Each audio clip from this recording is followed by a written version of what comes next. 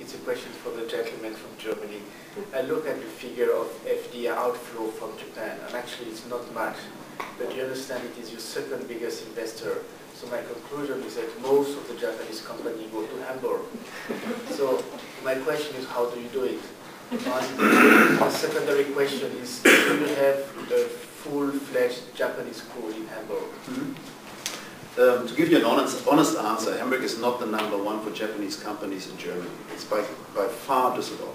Düsseldorf has a far bigger Japanese business community than Hamburg has. They have about 350 companies in Düsseldorf and the region, the immediate region.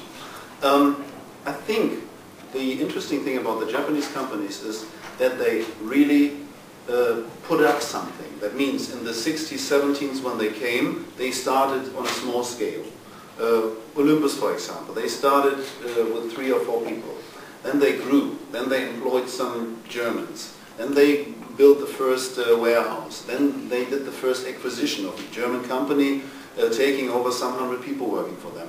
Today they have something like 1,500 or 1,700 people working in Hamburg just for Olympus. And of course that involves quite some investment as well.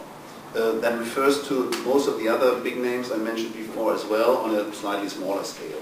So I always have to admit Japanese are very important as investors in our city, and I think that leads to another term. I think it's not enough, like we said this morning, just to attract them.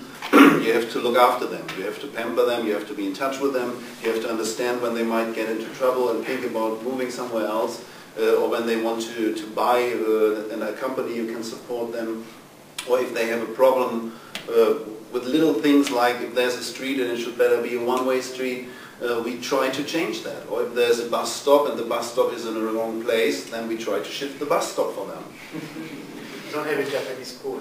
We have a Japanese school. We have a Japanese school. Full-fledged Japanese school? Full-fledged Japanese school with about 110 students at the moment.